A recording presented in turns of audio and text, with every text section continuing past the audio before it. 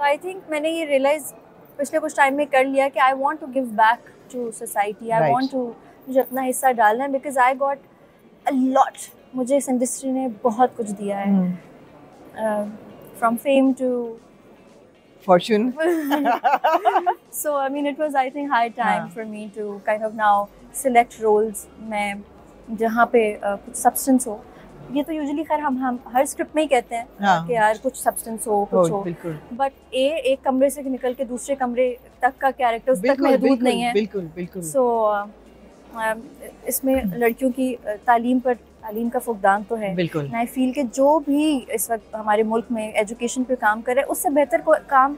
हो ही नहीं सकता. बिल्कुल. क्योंकि सो अगेन पॉपुलेशन पर बात हुई तो ये वो वाली चीज़ है जिसमें हम तो सिर्फ एज एन एक्टर अपना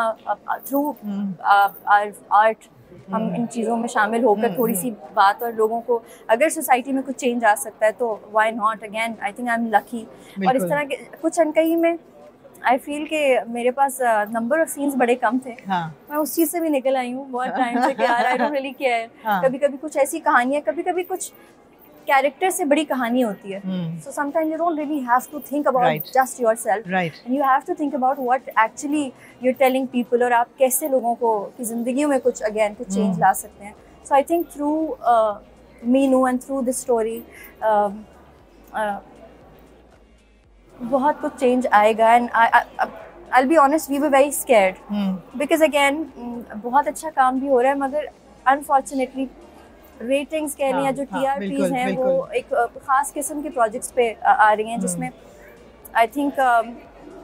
लड़कियों के लिए भी और लड़कों को हम हमेशा भूल जाते हैं, उनके लिए भी उतना ही मुश्किल है कि यार उनके लिए भी कहानियाँ कहाँ हैं. सो वो सिर्फ एक प्यार के जो बॉक्स में फंसा के आपने चीज़ को सेल करना होता है. आई don't really believe in that. तो अब वो मेरा यकीन इतना कुछ चीज़ों पे मैं बिलीव नहीं करती तो मैं कहती हूँ आई कांट परफॉर्म. अच्छा, प्यार की बात की है और एजुकेशन की बात कर रहे हैं और उन लड़कियों की बात कर रहे हैं जो कि आगे बढ़ना चाहती हैं, काम करना चाहती हैं. अभी हम मुस्तफ़ा अफरीदी से भी बात कर रहे थे, उन्होंने कहा कि मीनू का ये ख्वाब नहीं है. मसले पे बैठ के वो ये नहीं कह रही कि मुझे कोई ख्वाबों को शहजादा मिल जाए या लड़का मिल जाए. दोनों चीज़ें क्यों नहीं हो सकती हैं? बिल्कुल हो सकती हैं. एंड आई थिंक दोनों चीज़ें ही होनी चाहिए राइट, साथ साथ होनी चाहिए. और ये कहते हैं ना कि बैलेंस रखना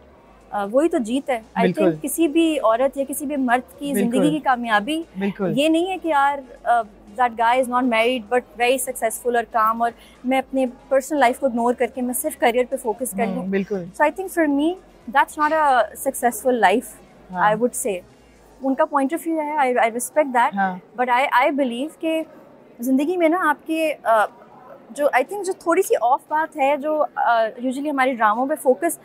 कहानी शुरू ही एक लव स्टोरी से होकर ख़त्म ही ज़िंदगी में और कुछ है ही नहीं. बिल्कुल, शादी के अलावा हम सबकी ज़िंदगियों में हमने बहुत कुछ किया है हमारे. तो आई थिंक वो जो एक ख़ास बॉक्स है ना जिसमें औरत को बंद कर दे, शादी, वो नहीं. हाँ, बट शादी is a beautiful thing at the same time, and if you find that right person, why not. I think आपको तो वेट भी नहीं करना चाहिए. जस्ट आपको उसके साथ रहते हुए, and if somebody is there to support you in every way, then why not. तो मीनू की ज़िंदगी में तो रोमांस है, वो नजर आ रहा है कि होगा. और आप लोग देखेंगे कि बड़ा खूबसूरत रोमांस है. But again that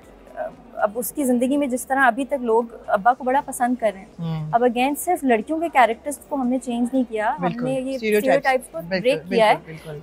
by showing कि इस तरह का बाप ऐसी जगह पे होना एक तो रेयर केस है. बट जस्ट इमेजिन हम सबके सामने कि हाउ पीपल आर लविंग. आप लोगों का रिव्यू या किसी के भी मैं देख रही हूँ, पीपल आर लविंग हिज अभी तक के जो एपिसोड में जो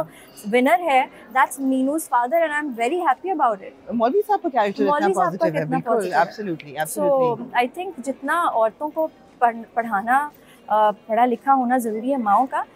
बट वो सिर्फ तभी होंगी जब आपके घर में आपका बाप, आपका भाई, आपका शौहर इक्वली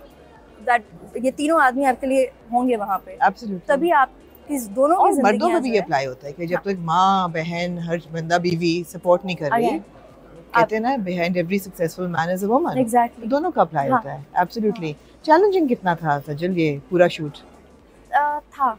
थोड़ा मैंने सुना है छोटे छोटे भी लगी हैं और साइकिल चलाते हुए साइकिल चलानी आती है मुझे आती थी लेकिन बहुत अरसे बाद बचपन के बाद अब चला रही थी और वो इतनी बड़ी साइकिल थी क्योंकि आप वो देखेंगे आगे कि वो साइकिल कहाँ से आती है और वो किसकी साइकिल है और उस साइकिल पे किस तरह क्या क्योंकि मीनू का कॉलेज पहुंचना मुश्किल होता है तो इसलिए साइकिल राइड बिल्कुल सो वो शुरू में उसके साथ एक ऐसी बैटरी अटैच थी जो बहुत हैवी थी तो वो राइड पे साइकिल गिर रही थी तो एक जो शॉट है टीजर में जहाँ पे वो गिर जाती है आई थिंक वो मतलब वो किसी सीन में नहीं लिखा हुआ था बट उन्होंने वो लगा दिया शॉट चैलेंजिंग था बिकॉज अगेन बहुत बहुत ठंड से एक्सट्रीम ठंड से हमने अभी तक हम शूट करे थे 2 दिन पहले तक शूट हो रहा था बट अगेन ये कोई इतना जब when the story is great so आप ये चीज़ें भूल जाते हैं सो वो चोटों वोटों का मुझे कोई इतना फर्क नहीं पड़ता बट इट वाज चैलेंजिंग इतना काम किया है सज्जल कितने सालों से इंटरनेशनल प्रोजेक्ट्स किए इंडिया में काम किया है जमाइमा के साथ काम किया है you've done so much and you've achieved so much और हर चीज़ at this point आपके करियर में आप क्या सोचते हो कि आगे ख्वाब क्या है जहन में क्या चलता है कि यार ये करना है इस किस्म का काम करना है या कर लिया सब कुछ थक गए हो जेडेड हो गए हो क्या अंदर क्या एहसास आता है देखिए आई बी ऑनेस्ट फेजेस आते हैं जहाँ पे I feel that oh I'm tired now या किसी चीज़ से इंस्पायर नहीं हो रही but again I think life is it's a constant struggle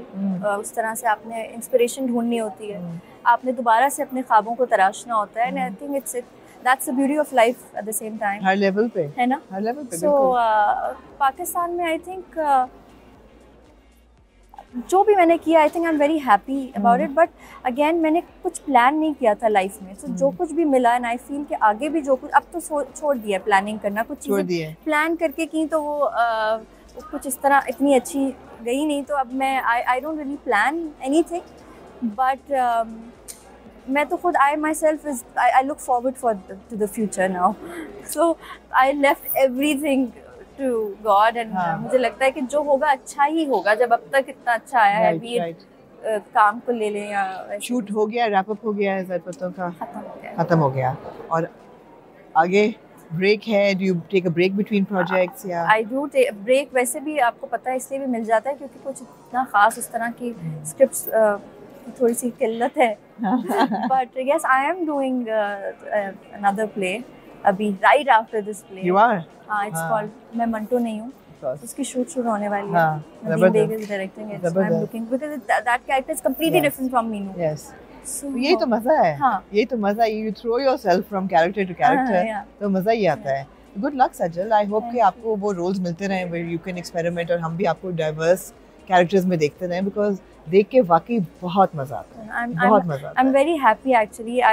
हम सब बहुत डरे हुए थे I was very scared but then अभी 2 episodes he I and you all are loving it so it's just it's loving it जैसे मैंने रोशाना को कहा कि you know सब्सटेंस भी हो मगर एंटरटेनिंग भी हो ऐसा नहीं हो कि एक चीज आप गिव अप कर दें दूसरे के लिए वो अगर बहुत ज्यादा प्रीची हम कर देते ना हम बहुत ज्यादा जबरदस्ती सिखाने की कोशिश कर रहे होते ना बंदूक रख के तो वो अब जो मीनू के भाई हैं सब में जो प्रॉब्लम्स हैं लेकिन वो बड़े ह्यूमरस तरीके से मतलब it's fun to watch them also